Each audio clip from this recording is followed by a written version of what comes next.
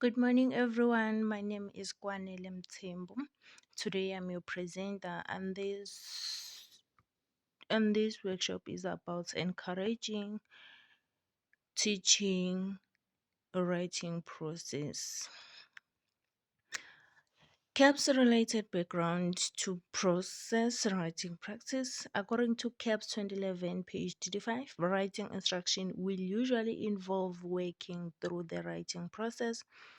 However, not every steps of the process will be used on every occasion. For example, if learners are writing a familiar text type, they will not need to analyze its structure and language feature in so much detail. There may also be occasions when teachers need to focus on sentences, construction, or paragraph writing, or learners write text without drafts in preparation for the examination. There are different steps of the writing process. The first step is pre-writing. On this stage is when you think and decide. The first thing you do on this stage is to make sure you understand your assignment. Decide on topics to write about. Consider who will read your work. Brainstorm ideas about the subject and how those ideas can be organized. Make an outline. The second step is research if needed.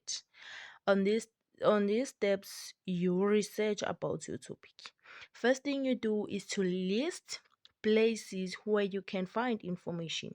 Do your research, evaluate your sources, make an outline to help organize your research. Step number three is drafting. On this stage is when you start writing. The first thing you do is to write sentences and paragraphs, even if they are not perfect. Create a thesis statement with your main idea. Put the information you researched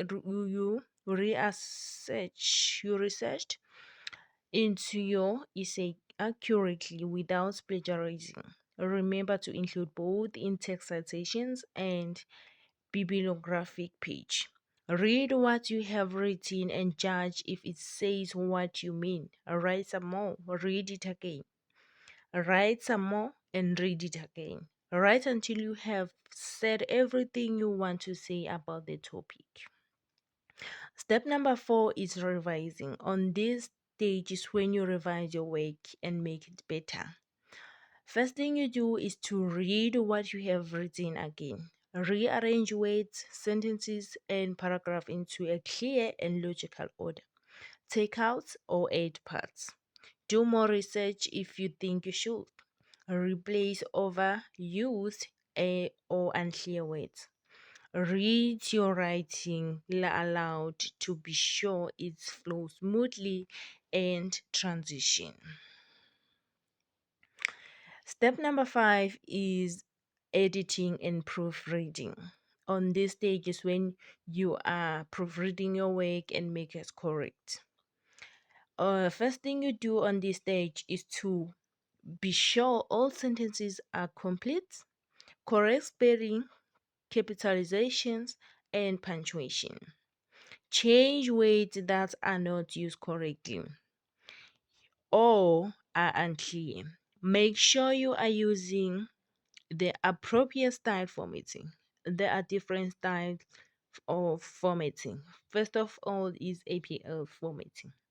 Secondly is Chicago style formatting and MLA formatting. You can ask anyone to check your work. The difference between essays and transactional writing. First of all, essay.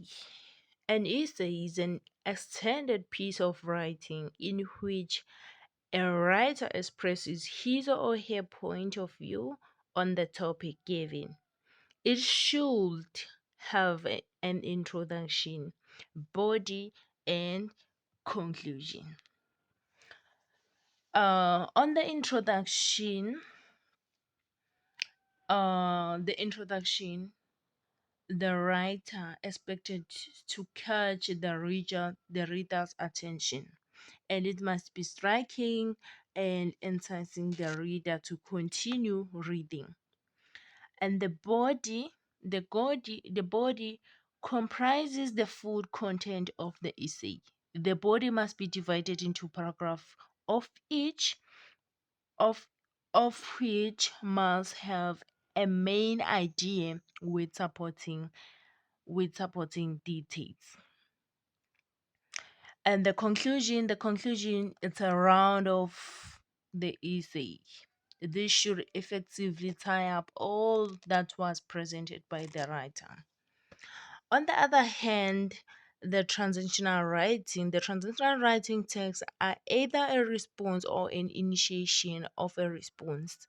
As applied, those texts are transition. For example, a letter of appreciation will possibly yield a response as much as a speech will get the audience won over a yelling in agreement.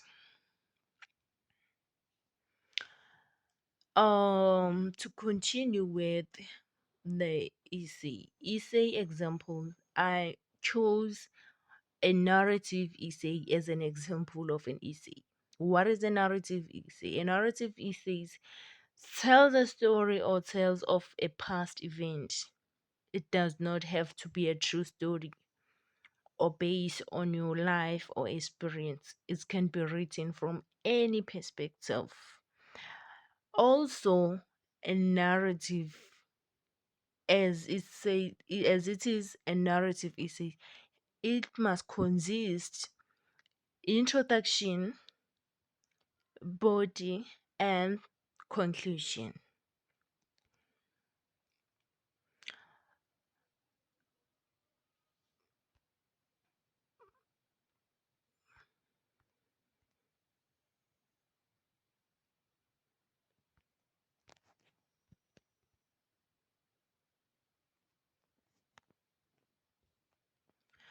I'm sorry about that. I'm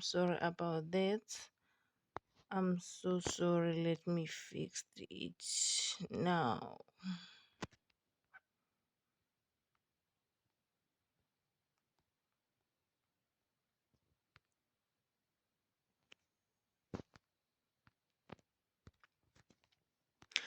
How to teach how to teach a discursive essays and a formal letter.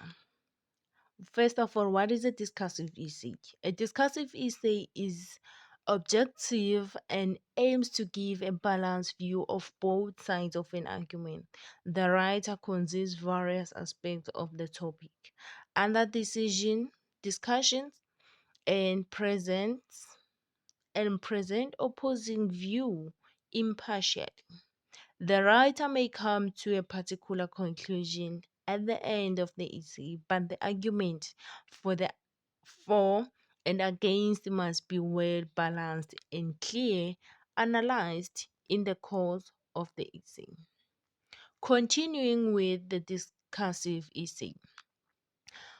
When you are teaching a discursive essay, you need to teach learners that they need to consider the following when writing a discursive essay. First thing that they need to consider is that they should understand and be able to reflect both sides of an argument in any impartial and well informed way.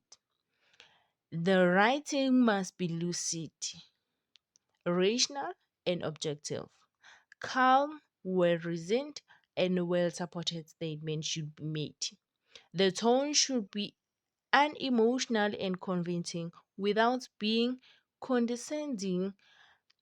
The writer may give an indication of his or her opinion at the end of the essay, but this should only be done in conclusion. And how to teach a formal letter. When you are teaching learners how to write a formal letter, you need to tell them that The address should be in the top right hand corner. The date should be written below the writer's address. The recipient name and address are below and on the left hand side. They should use the correct opening. For example, DSA or medium, dear Mrs. Ferguson, etc. They should use standard English. The opening sentence should explain the purpose of the letter, and the paragraph should make a single specific point, and they should use an appropriate formal tone and register in the wording of the letter, and they should avoid constructions, slang, and abbreviations. The conclusion action point: paragraph states what you want the recipient to do, and the formal ending, such as yours sincerely and yours faithful. There are benefits of teaching writing as a process. The first benefit is that it's proven by some a lot of studies, as they show that students who learned the writing process score better on state writing test than those who receive only specific instruction in the skill assessed on the test. These types of artistic writing produces lifelong learners and allows students to apply their writing skills to all subjects.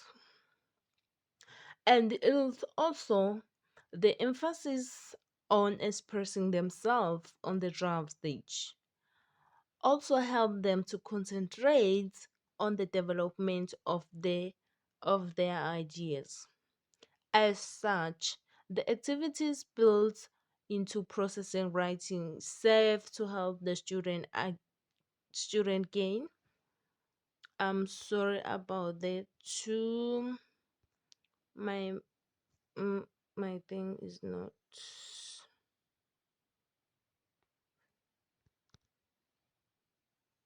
Yes.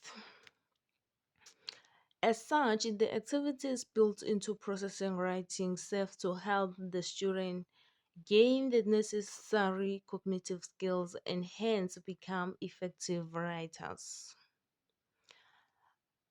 The challenges of implementing a process approach. There are a lot of challenges. First of all, it's a lack of resources. Most schools they lack resources that make it more difficult to implement process approach. The second one is some students need time to think. They can't write under command or time pressure. And the third one is starting the opening paragraph can be difficult because they are still thinking. And the last one is revising their work is difficult because from their perspective a lot of the revision decision were made in the thinking process. Thank you so much for thank you. And if there is anyone who have a question, you may raise your hand, then I will point you to ask your question. And by the look of things, there is no hands up. Thank you so much for your time and your participation. And this is a reference list.